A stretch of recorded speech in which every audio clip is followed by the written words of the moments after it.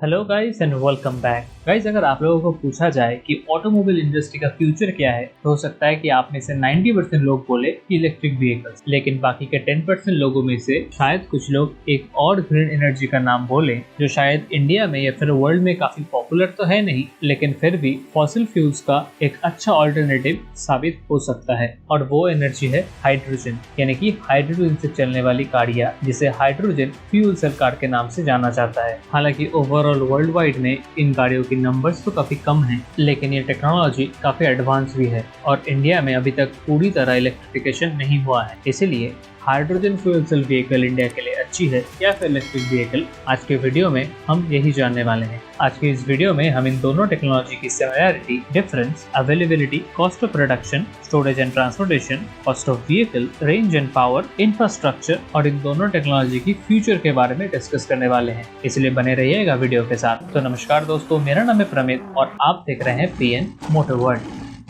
तो सबसे पहले स्टार्ट करते हैं इन दोनों टाइप्स की कारों की सिमिलरिटी और डिफरेंस से। तो सबसे पहले सिमिलरिटी की बात की जाए तो इन दोनों में ही आपको सेम टाइप का मोटर देखने को मिलेगा और इन दोनों में सबसे बड़ा डिफरेंस तब आता है जब इन मोटर्स को पावर देने की बात आए। जहां इलेक्ट्रिक व्हीकल्स अपने मोटर को पावर देने के लिए बैटरी में इलेक्ट्रिसिटी स्टोर करती है, वहीं on the other side hydrogen vehicles एक जनरेटर के अंदर हाइड्रोजन और ऑक्सीजन को मिक्स करके इलेक्ट्रिसिटी प्रोड्यूस करती है और इसी इलेक्ट्रिसिटी की मदद से वो अपने मोटर को पावर देती है। तो यही है इन दोनों का मेन डिफरेंस। अब चलते हैं अगले पॉइंट की तरफ, यानी कि रॉ मटेरियल्स अवेलेबिलिटी की तरफ। अब जब अवेलेबिलिटी की बात आए तो हाइड्रोजन वर्ल्ड के सभी जगह पे अवेलेबल है, सिर्फ उसको प्रिजर्व करने की बात आती है। लेकिन अगर इलेक्ट्रिक व्हीकल्स की बात करें तो उसमें जो मेन कॉम्पोनेंट यूज होता है वो है बैटरी, और उस बैटरी में लिथियम आयन का इस्तेमाल किया जाता है और वर्ल्ड के हर जगह पे लिथियम आयन नहीं मिलता, और स्पेशली हमारे इंडिया में भी लिथियम आयन नहीं मिलता है। इसलिए हमें इलेक्ट्रिक व्हीकल में यूज होने वाली बैटरीज के लिए हमेशा ही फॉरेन कंट्री पे डिपेंड होना पड़ता है, जो कि इंडिया के लिए कंपैरेटिवली थोड़ा सा महंगा पड़ता है। अब चलते हैं नेक्स्ट पॉइंट,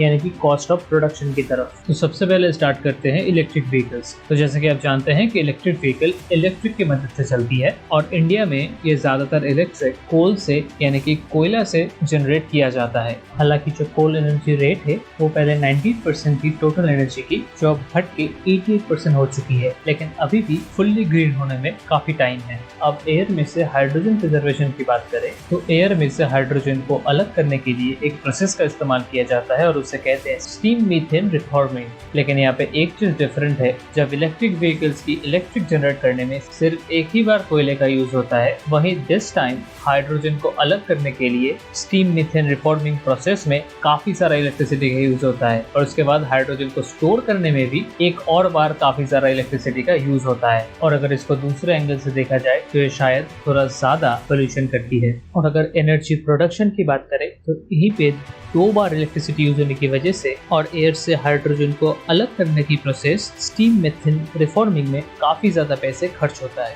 तो अभी के लिए हाइड्रोजन फ्यूल को रेडी करना कंपैरेटिवली थोड़ा सा ज्यादा महंगा पड़ता है। अब चलते हैं अगले पॉइंट की तरफ, यानी कि ट्रांसपोर्टेशन और स्टोरेज की तरफ। अब ट्रांसपोर्टेशन की बात आए तो यहाँ पे इलेक्ट्रिसिटी को ट्रांसपोर्ट करना और स्टोर करना हाइड्रोजन से काफी ज्यादा इजी होता है, क्योंकि हाइड्रोजन काफी ज्यादा एक्सप्लोर सेंसिटिव होता है, यानी कि ये बहुत जल्दी आग पकड़ लेती है और आग पकड़ने में ये पेट्रोल और डीजल इन दोनों से काफी ज्यादा खतरनाक है और बहुत जल्दी आग पकड़ लेती है। सपोज अगर एक पेट्रोल पंप पे आग लग जाए तो इसका इफेक्ट 200 से लेकर 300 मिनट तक होता है, लेकिन अगर किसी हाइड्रोजन फ्यूल पंप पे आग लग जाए तो उसका इफेक्ट 1 से 2 किलोमीटर तक हो सकता है। तो इससे ही आप अंदाजा लगा सकते हैं कि ये कितना खतरनाक है और ज्यादा सेफ्टी प्रिकॉशन की वजह से इसको ट्रांसपोर्ट करना थोड़ा सा महंगा भी पड़ता है। अब चलते हैं कॉस्ट ऑफ व्हीकल की तरफ। अब इलेक्ट्रिक व्हीकल्स और हाइड्रोजन फ्यूल सेल व्हीकल्स की कॉस्ट की बात की जाए तो जहां एक अच्छी इलेक्ट्रिक व्हीकल यानी कि टेस्ला मॉडल S $35,000 की प्राइस टैग के साथ आती है, वहीं सेम शहर में टोयोटा की मराई जो कि एक हाइड्रोजन फ्यूल सेल व्हीकल है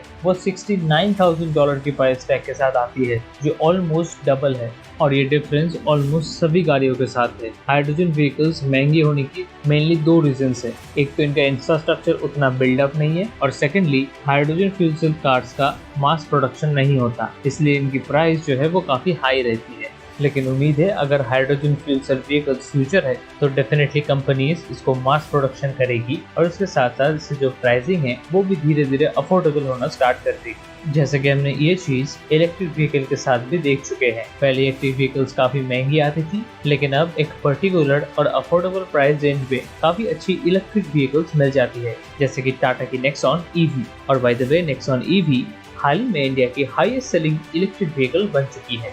अब चलते हैं पावर और रेंज की तरफ। अब दोनों की पावर कंपैरिजन की बात करें तो जनरली इलेक्ट्रिक व्हीकल्स ज़्यादा पावरफुल होते हैं, लेकिन इसका मतलब ये नहीं कि हाइड्रोजन फ्यूल सेल व्हीकल्स कम पावरफुल होते हैं। Actually hydrogen fuel cell vehicle में उतना डेवलपमेंट या फिर उतना एक्सपेरिमेंट किया ही नहीं गया। जितने भी हाइड्रोजन फ्यूल सेल कार आपको मार्केट में देखने को मिलेंगे, इसमें ज़्यादातर कार्स डेली पर्पस यूज के लिए बनाए गए हैं, या टेस्ला की तरह स्पोर्ट्स कार आपको नहीं देखने को मिलेगा। अब अगर रेंज की बात की जाए तो यहाँ पे hydrogen fuel cell cars definitely electric car से आगे है, क्योंकि इनको चार्ज करना नहीं पड़ता और एक हाइड्रोजन फ्यूल सेल कार बिल्कुल एक पेट्रोल या फिर डीजल कार की तरह 5 मिनट के अंदर पूरा टैंक जो है वो फिल कर लेती है। इसलिए इसमें आपको रेंज की चिंता करने की जरूरत नहीं है। वहीं दूसरी तरफ अगर देखा जाए तो इलेक्ट्रिक कार्स में भी मैक्स टू मैक्स आपको 400 से लेकर 500 किलोमीटर तक की रेंज मिलेगी, और ये रेंज टेस्ला जैसी महंगी गाड़ियां देती है। अगर आप बजट सेगमेंट की बात करें, जैसे कि नेक्सॉन ईवी, ये बहुत ही अच्छी इलेक्ट्रिक कार है, लेकिन फिर भी इसकी अगर रेंज की बात की जाए, स्पेशली प्रैक्टिकल रेंज, तो वो है 312 किलोमीटर पर चार्ज। लेकिन ये है एक company claim, real world condition में ये आपको 250 किलोमीटर पर चार्ज की कैपेसिटी रखती है। अब चलते हैं कंक्लूजन की तरफ, यानी कि इन दोनों टेक्नोलॉजी के फ्यूचर और पॉसिबिलिटीज की तरफ। अब अगर शॉर्ट में कहा जाए तो इन दोनों की ही एडवांटेज और डिसएडवांटेज दोनों ही है। तो सबसे पहले स्टार्ट करते हैं इलेक्ट्रिक व्हीकल से। इलेक्ट्रिक व्हीकल की जो मेन कंसर्न है वो है इसकी लिथियम आयन बैटरी, लेकिन इंडिया में इसकी मेन इंग्रेडिएंट लिथियम नहीं मिलता। तो अगर इंडिया की फ्यूचर इलेक्ट्रिक व्हीकल्स है तो इंडिया को हमेशा ही इसके रॉ मटेरियल के लिए फॉरेन कंट्री के ऊपर निर्भर रहना पड़ेगा। और दूसरी बात है कि इंडिया में अभी भी कोयले से ही इलेक्ट्रिसिटी जनरेट की जाती है, तो जितना भी इलेक्ट्रिफिकेशन हो जाए फिर भी पोल्यूशन तो थोड़ा बहुत रहेगा ही। हालांकि ये बात सच है कि पहले 96% इलेक्ट्रिसिटी कोयले से की जाती थी, अब वो परसेंटेज घट के 80 से लेकर 85 तक हो गई है, लेकिन इसके रिगार्डिंग अभी भी बहुत से इम्प्रूवमेंट्स बाकी है। जब तक पूरी की पूरी इलेक्ट्रिसिटी या फिर most of the percentage of electricity किसी नॉन कन्वर्शनल पावर एनर्जी यानी कि सोलर पावर या फिर विंड पावर इनसे जनरेट नहीं होती, उस दिन तक इलेक्ट्रॉनिक व्हीकल्स 100% ग्रीन और इको फ्रेंडली नहीं हो सकती। हालांकि इसकी इम्प्रूवमेंट्स लगातार हो रही है, और इंडिया जैसे इसके ऊपर बढ़ रहा है, इम्प्रूवमेंट्स काफ़ी ज़्यादा बढ़ रही है और एक बेहतरीन मुकाम पे पहुंच भी रही है। अब अगर हाइड्रोजन फ्यूल सेल की फ्यूचर की बात की जाए, स्पेशली इंडिया में, तो अभी तक इसका फ्यूचर इंडिया में इतना ब्राइट नहीं है, क्योंकि बजाज और महिंद्रा दोनों ने ही हाइड्रोजन फ्यूल सेल के ऊपर काम करना स्टार्ट किया था, लेकिन दोनों ने ही हाइड्रोजन फ्यूल सेल वाला प्रोजेक्ट अभी के लिए कैंसिल कर दिया है। हालांकि टाटा जैसी कुछ कंपनी हाइड्रोजन बस को भी लॉन्च कर चुकी है, लेकिन फिर भी इसका फ्यूचर इलेक्ट्रिक व्हीकल जितना ब्राइट नहीं है। लेकिन इस टेक्नोलॉजी के काफ़ी सारे एडवांटेज है, जैसा कि इसमें आपको फिलअप टाइम बहुत कम लगता है एक नॉर्मल व्हीकल की तरह।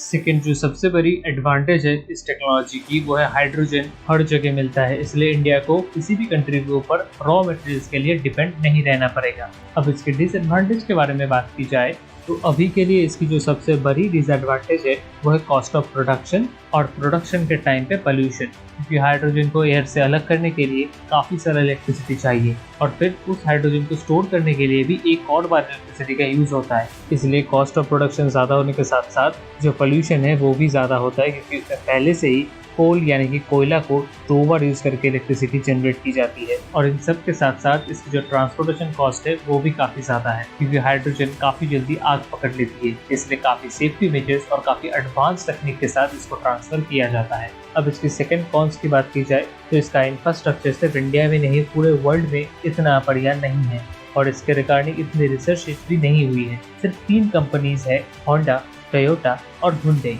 इन तीन ही कंपनी की सिर्फ एक एक करके टोटल 3 गाड़ियां हैं जो हाइड्रोजन फ्यूल सेल के ऊपर काम करती है। इसलिए इंफ्रास्ट्रक्चर भी इतना नहीं है, प्रोडक्शन भी इतना नहीं है, इसकी वजह से कंपटीशन भी नहीं है और प्राइस भी काफ़ी हाई है। तो इसका फ्यूचर अभी इंडिया में नहीं पूरे वर्ल्ड में आने के भी काफ़ी टाइम है। लेकिन इन दोनों में से आपको कौन सी पसंद है ये कमेंट में ज़रूर बताइएगा।